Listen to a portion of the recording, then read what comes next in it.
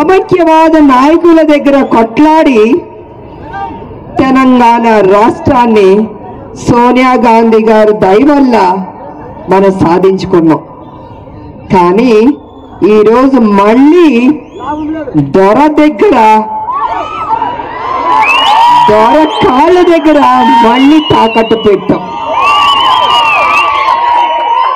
అంటే ఒక కష్టం తీరిపోయింది, రాష్ట్రం వచ్చింది, సంతోషంగా ఉన్నాం అనుకుంటుంటే మళ్ళీ దొరల పరిపాలన వచ్చింది. ఆయన ఉద్యమం చేసేటప్పుడు ఉన్న వ్యక్తి వేరు, ఇవాళ ఆయన అధికారంలోకి వచ్చిన తర్వాత ముఖ్యమంత్రి అయిన తర్వాత వ్యక్తి వేరు.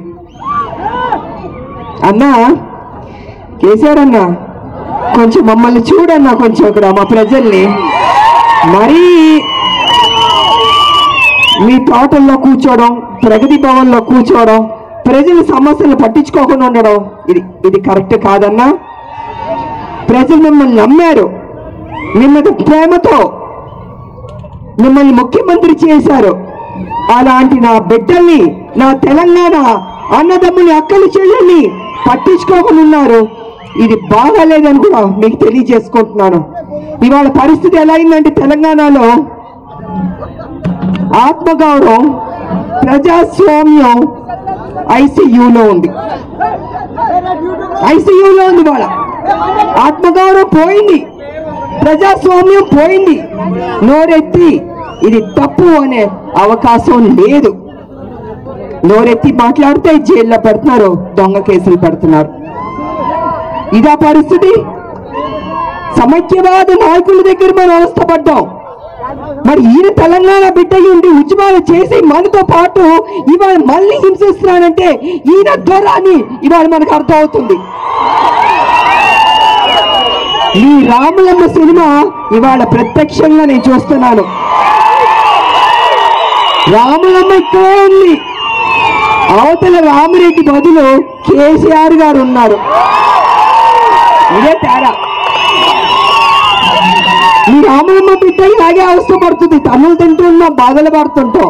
ఆయన దొరా, ఏమి దొరా, ఇట్లా చూడు దొరా. ఇలా ఉంది పరిస్థితి. అరుణ గారు కూడా చాలా బాగా మాట్లాడారు. ఆవిడ కూడా ఇవాళ అదరగొట్టింది, ఇవాళ ఫుల్ ఎమోషన్ లోకి వెళ్ళింది ఆవిడ. బాగుంది నిజంగా. అందుకే మహిళలు ఎక్కువ రావాలి, మా మహిళలు సత్తా చాటాలని కూడా నేను తెలియజేసుకుంటున్నాను నేను. కానీ పాపం కేసీఆర్ గారు పార్టీలో ఉన్న ఒకే ఒక రాములమ్మని అర్ధరాత్రి సస్పెండ్ చేసి బయటికి తోసేశాడు. కారణం లేదు. ఆయనకి ఎందుకో మహిళలంటే గౌరవం లేదా, నటిస్తారా ఏమో మరి, ఆయనకే తెలియదు, నాకు తెలియదు. మరి ఉన్నంత వరకు విజయ నా చెల్లి, నా 9వ చెల్లి కడుపులో పెట్టుకుని చూసుకుంటా అన్నాడు. తెలీదు. నన్నే మోసం చేసిన వ్యక్తి, చెల్లెల్నే బయటికి తోసేసిన వ్యక్తి మిమ్మల్ని మోసం చేయడం ఎంతసేపు పడుతుంది ఆయనకి? 4 ఏళ్ళు మోసం చేశాడు. ఈ న్యాయాన్ని అడుగుతున్నాడు కేసీఆర్ గారిని. మీకోసం తెలంగాణ రాలేదు, బడుగు బలహీన వర్గాల కోసం తెలంగాణ వచ్చింది, తెలంగాణ ప్రజల కోసం వచ్చింది. నేను కోరుకునే ఆ తెలంగాణ, ఈ త్వరలో తెలంగాణ కాదు. మీరు నాతో పని చేశారు, నేను మీతో పని చేశాం, మనం కొట్లాడాం పార్లమెంట్లు, ఇవన్నీ బాగున్నాయి. కానీ మీరు ఇంకొక మెలుగు పెట్టాడు. ఆయన దళితుడిని ముఖ్యమంత్రి చేస్తానన్నాడు, అది గుర్తుపెట్టుకోండి. కానీ సోనియా గాంధీ గారి దగ్గరికి వెళ్ళింది మీకు అందరికీ గుర్తుంది కదా, గుర్తుందా? కుటుంబంతో సహా వెళ్ళి పడ్డారు. సోనియా గాంధీ గారి దగ్గరికి వెళ్ళి ఏం మాట్లాడాడు తెలుసా?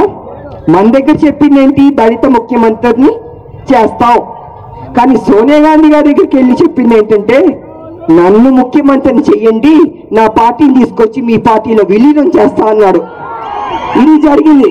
కానీ ఇలాంటి ఇంకో విషయం ఉంది. సోనియా గాంధీ గారు ఏమన్నారు తెలుసా? మీరు దళిత ముఖ్యమంత్రి చేస్తానన్నారు కదా, మరి నా దగ్గరికి వచ్చి మిమ్మల్ని ముఖ్యమంత్రి చేయమంటున్నారు ఏమిటి? నేను ఆ ద్రోహం చేయను, దళితుల్ని మోసం చేయను, మీరు మాకు అక్కర్లేదు, దయచేసి వెళ్ళిపోండి అంది. అది సోనియా గాంధీ గారు. దళిత బిడ్డలకి న్యాయం చేసింది, దళిత బిడ్డలకు గౌరవం ఇచ్చింది, బడుగు బలహీన వర్గాలకి మేలు చేసింది సోనియా గాంధీ గారు. ఇవాళ మన బాధల్లో ఉంటే మనం కోరితే ఆవిడకి ఎన్ని కష్టాలున్నా మన తెలంగాణ ఇచ్చింది. ఇదే బీజేపీ ఒక ఓటు 2 రాష్ట్రాలు అన్నప్పుడు ఎందుకు ఇవ్వలేదు? ఆ కారణంతోనే ఆవిడతో కొట్లాడి బయటకు వచ్చి తల్లి తెలంగాణ పార్టీ మీరు అమలుక పెట్టింది. అనేక సమస్యల మీద పోరాడింది.